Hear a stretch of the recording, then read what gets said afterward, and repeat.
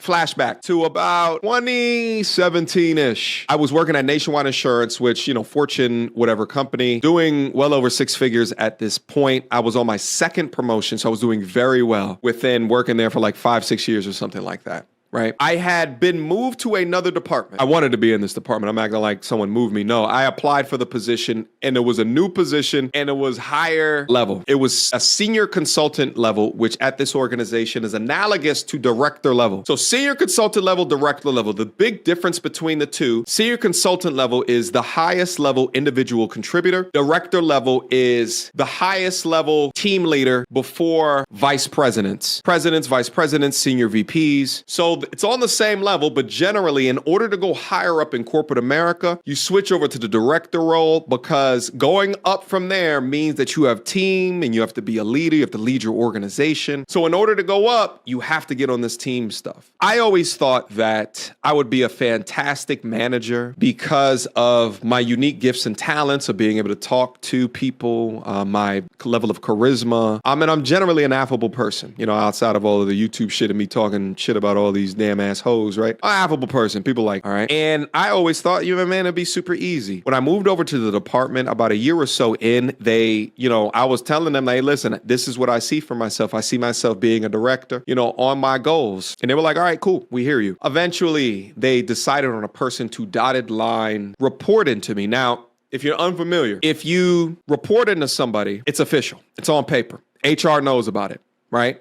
And then you do up to including not only managing them, but writing them like quarterly reports and everything like that. Dotted line is kind of like you report in, but it's not like official. It's just, you guys kind of just know that. All right. So I had someone dotted line into me, and it was how I was going to start on my path towards my career or continuation in my career. Needless to say, what started out as me having high hopes, being able to utilize my talents, the mentorship that I've received, it turned into a damn nightmare. A nightmare. It was bad. This person, although he was good at executing within his role, I just didn't like him. I just didn't like him as a person. I didn't want to be around him. I hated talking to him. He was one of these ear beaters. He would just talk you into submission about nothing, waste your goddamn time. He was just not a person that I would ever want to be friends with outside of the office. Right. So I came to an understanding of like, shit, I always thought that my frame of how I would be good in this position, it was always framed around liking people. And then I had an understanding that, wait, no, when you manage someone, you may have to manage someone that you don't even like. Now, what turned into that was spats. It was a couple of times it turned into a screaming match on his part. But I conducted myself with masculinity, with stoicism, and eventually diffused the situation in a much more mature way than he. There were some other things at play. I think the age thing was probably also at play as well. He was like 20 years older than me. So not only was he older than me on this earth, but he was more experienced in the department unto which we were, right? And maybe in the back of his head, he's like, what is this snot-nosed kid doing managing me? Maybe he thought that. Nevertheless, it got to the point where I absolutely loathe going into work. I would wake up in the morning and just think, God damn it, I have to go talk to this person again. And it was spoiling my experience. At the same time that all of this was happening, I began my hobby of YouTube, which you guys already know. That hobby turned into a little bit more than a hobby. And it was something that I ended up inevitably earning income from. And then eventually enough income that I no longer had to work at Nationwide Insurance. Now, what I learned at that time is that I can be a fantastic individual contributor, but when it comes to management,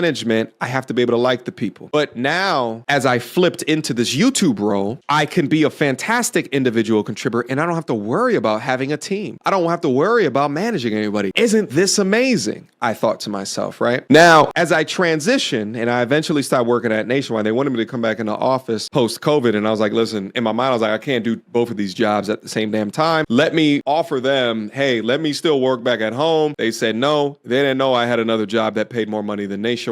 Nevertheless, I eventually left. Then I start YouTube. My first several years on YouTube, I was a strong ass individual contributor. But I realized after a while that being a strong individual contributor, that insight that got me up to that point of being a strong senior consultant or a strong YouTuber was holding me back from my growth, was holding me back from being great, was holding me back from the next point. I began to understand the skill sets, the talents that that got me here will not get me there, will not get me into the next stage of my life, will not promote me any more forward. And in fact, although I was a business owner, I had created myself into being a harder working worker within my own business, which doesn't make any damn sense. You own your own business so you can be a CEO. But I was owning my own business, being a strong individual contributor, more stressed out than when I was working a 9-to-5. That didn't make any sense. But I did it for years. And it's only up until recently, and this is the power of showing up, just like I started when I started talking about this. It was only until recently that I've identified a particular trauma, if you want to say that. I hate using that word because it's kind of like from a victim perspective, but utilizing something that happened within my life that was anchoring me down from greatness, from pursuing forward what I never thought possible, because I was utilizing so much time, so much effort of doing everything myself, from the research, from the sourcing, from the editing, from the recording, from the bullet pointing, right, to the figuring out how to edit, figuring out how to do thumbnails, right, learning these different programs, to the uploading process, to the publishing process, to changing things after a video went live in order to optimize it within the algorithm. I was doing it all myself. But what got me here won't get me there. So as I reflect on that, and it's transitioned a lot now, because I've recognized the scarcity within my mindset. I've recognized how this was holding me back. I have been intentional on hiring around me, hiring people to do things that I no longer want to do, hiring people that takes me out of the maintenance process so I can work on strategic thinking and building. No longer do I have to utilize 8 to 10 to 12 hours within a day doing it all on my own. Now I can utilize 2 hours of doing it all on my own, and those other 8 hours I can focus in on building something new or a new strategic direction. She belongs to the street. Girl, don't hold my hand. You a mattress actress on the OnlyFans. Get your money, girl, but damn, how is that your only plan? What you gonna do when you get too old to strip and dance? Get up out your echo chamber screaming period and yes, you a low down dirty woman if you try to get knocked up by a high